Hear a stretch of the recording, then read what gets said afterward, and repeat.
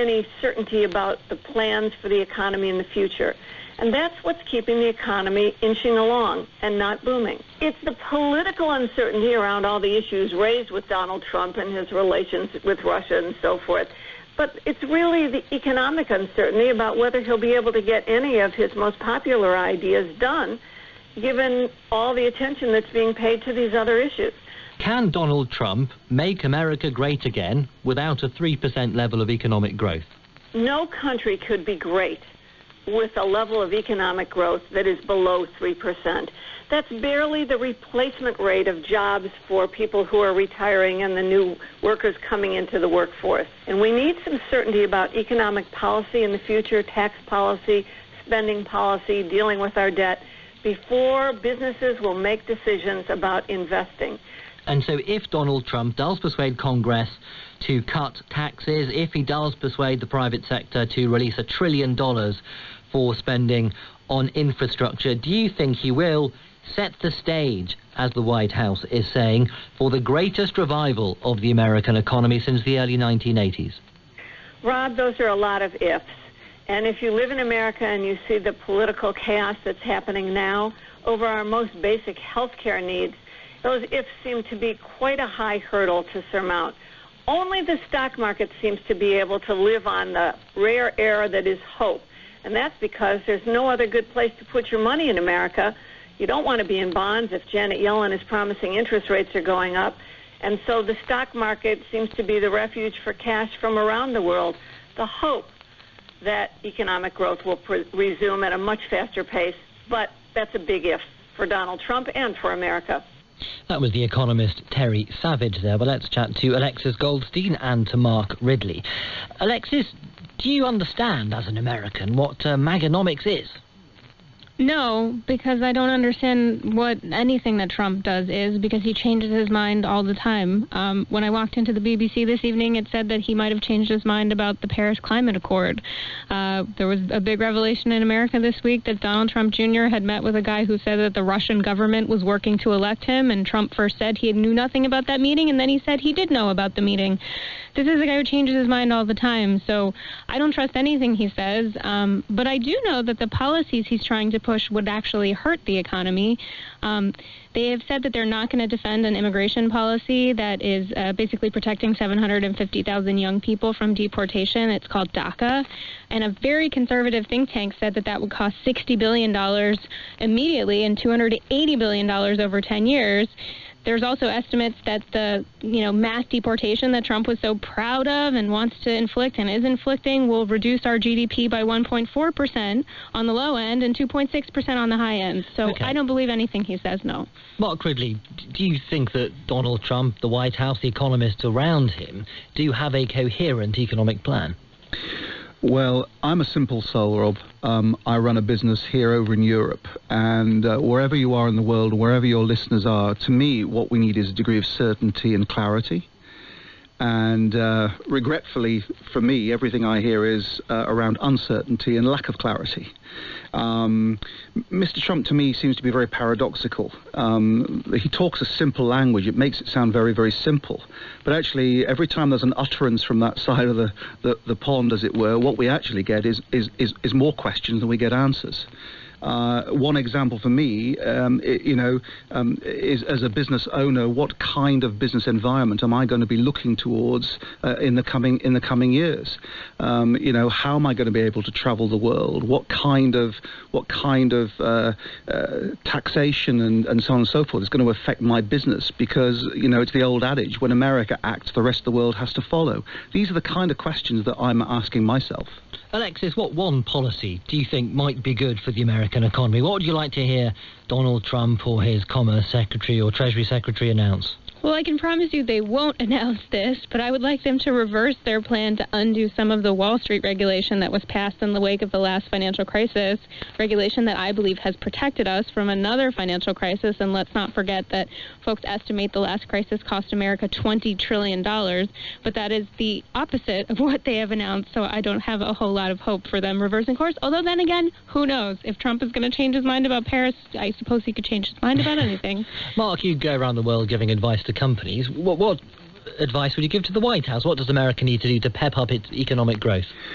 Well, I think it needs to think a little more broadly in a wider context. I mean, one simple example is that there seems to be this assumption that the economy will create jobs. You stimulate growth, you'll get jobs. Well, to me, that's not the way it works, because, again, as a business owner, I'm thinking to myself, and I hear my customers saying the same things, well, would we invest in people, or would we invest in technology, or invest in new systems and processes and so on and so forth? It doesn't necessarily equate that stimulating growth will mean bums on seats in terms of jobs. And that it seems to be a simplistic view of the world to me. Do you think that 25 million job target is perhaps not entirely achievable? Well, it'd be fantastic if it came off, but I think you're right. Mark, Alexis, for now, thank you. You're with Business Matters around the globe on the BBC World Service and in the UK. On Radio 4, let's get a reminder of the top headlines this hour with Marion Marshall. President Trump has indicated that his decision to pull out of the Paris Accord on climate change could be reviewed, saying cryptically that something could happen. Tributes have been paid to the Chinese political prisoner and Nobel Peace Laureate Liu Xiaobo, who has died. A day after the conviction of a former president for corruption, a congressional committee in Brazil has recommended that the incumbent, Michel Temer, should not be prosecuted for taking bribes. And wildlife activists say the Indian authorities are not being transparent about the increase in the number of tiger deaths. Thank you, Marion. Still to come on Business Matters, the end of the term ladies and gentlemen on London's Underground, as more and more companies go gender neutral. We're losing something that we shouldn't really value too strongly. Some traditions have to change to make sure that we're inclusive of people, and I can't see it being a problem. And it was 9th of October 1962 when the nation was born, beautiful and endowed with the promise of democracy. With unity. The thoughts of Uganda's Afrobeat singer turned MP on changing his country for the better.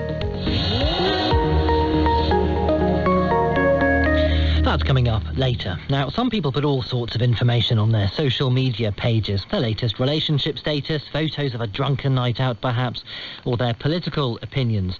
So Facebook and Instagram and the rest are a mine of information. There are all sorts of stories of potential employers looking up somebody's profile before deciding whether to give them a job. Well, they might soon find it's a much harder task in the European Union. Under proposed regulations, any data collected from an internet search of potential candidates must be necessary and relevant to the performance of the job.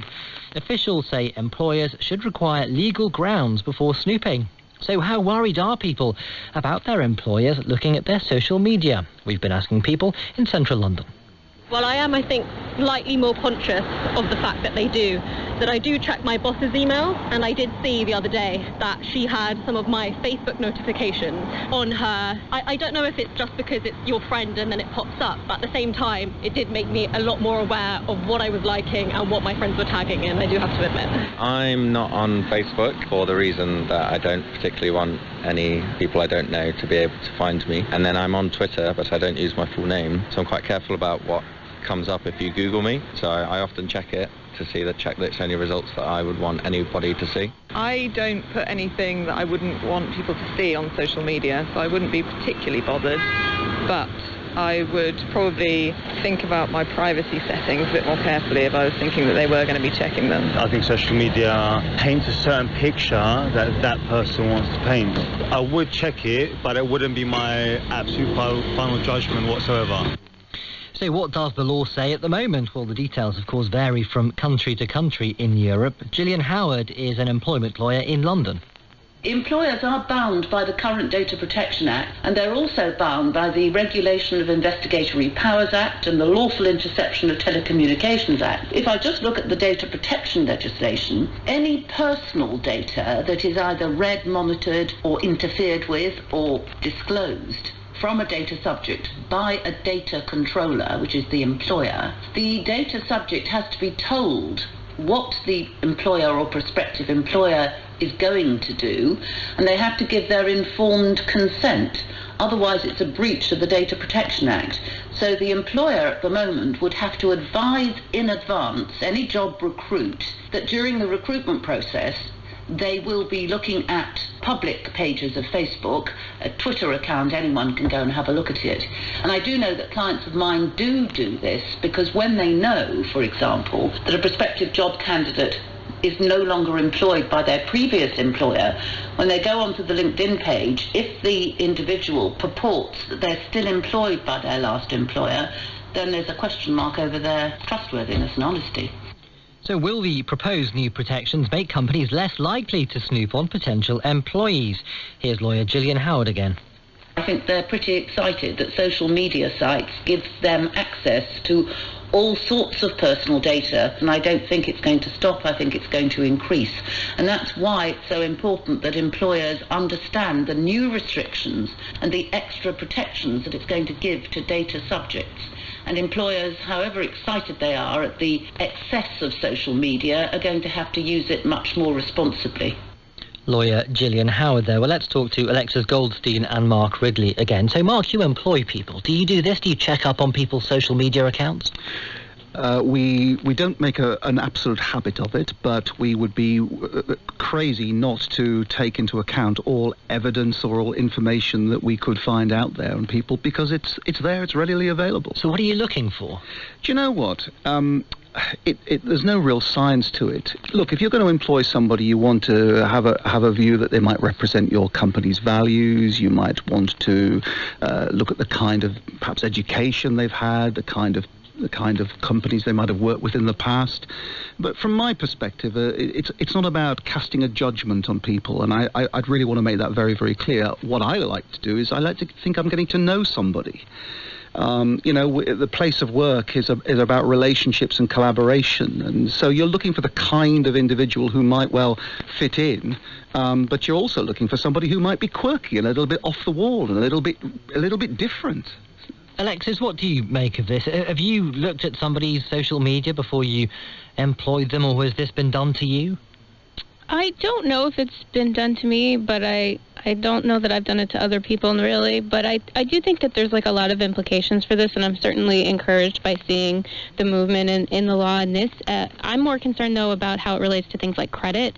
So here in America, there are a lot of credit companies, and we don't actually know what their algorithms are, but we know, for example, that they're taking into account, like, who is your friend on Facebook to try to determine creditworthiness. And if they think that you're friends with people who don't have a lot of money, they're going to assume that you don't have a lot of money and therefore be less likely to extend credit to you. So I think that's very dangerous. And so by extension, I feel like to the extent that folks can get sort of comfortable with the idea that maybe we shouldn't be allowing companies to just examine all of this willy-nilly with no restrictions, I think that could be beneficial to some people in other areas, if that makes sense. And in the employment area, Alexis, people are entitled to a private life, surely, outside of work. What they do on a Saturday or a Sunday is their business. I think that's true. I think that there are perhaps, some mediums where that may be, if you have millions and millions of Twitter followers and you have a public account, like, I'm not sure how much expectation of privacy you have, but if it's just your Facebook where you're communicating with your family, like, you shouldn't want to have to make that private just to avoid your future prospective employer taking a look at it, or maybe your Instagram where you're posting, like, a video of yourself making a pot of soup or something, That does sound towards the duller end of social media posts, I have to say. Mark, have you ever not given somebody a job on the basis of something you found on their Facebook feed or their Twitter feed? No, absolutely not.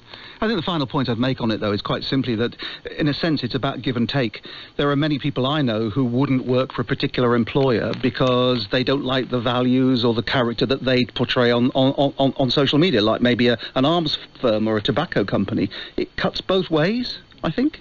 All right, Alexis, Mark, thank you both for now. Now, Uganda has a new MP who's better known as an Afrobeat musician. Bobi Wine has been sworn in at the Parliament in Kampala. His songs have often been about championing the poor and freedom of speech. So what do the people of Kampala think of Bobi Wine, and can he make a successful transition from pop star to MP? Bobi Wine is actually a down-to-earth man, and he is a man that we entrust. Do you think he understands people who live around here? Definitely. This man is more of a president He sings the music which inspires me, things which are happening in Uganda, which are happening to people who are in ghetto. Do you think people might stop liking his music if they don't like some of his politics? Not really, because I don't support the party which he's supporting, but I like him.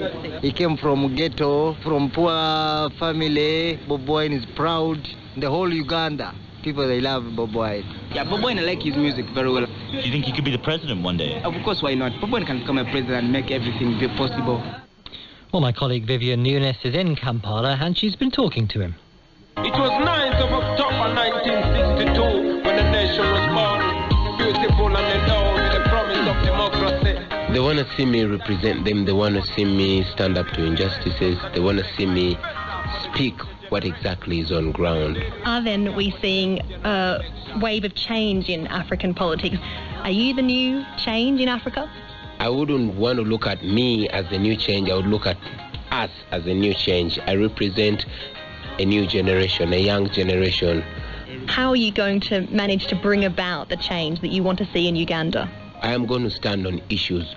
My standing up was not just for me, but to encourage all the other young people. They've been lacking confidence, so I'm here to give them confidence, and I'm glad it's working. You said you admire the President Museveni of 1986 to 1996. Yeah. What's gone wrong since then? Man, he lost touch with the people, the values that he stood for. He came preaching fundamental change, but right now he stands for no change. That is one of the biggest talking points in Uganda today, other than your election to Parliament, is President Museveni's attempt to lift the age cap on sitting presidents in Uganda. Yes. What's your view of that move?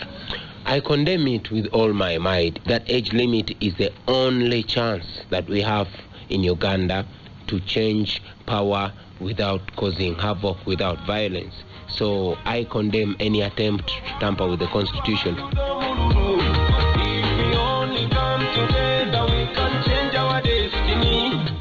Speaking of presidents, do you want to be president of Uganda one day?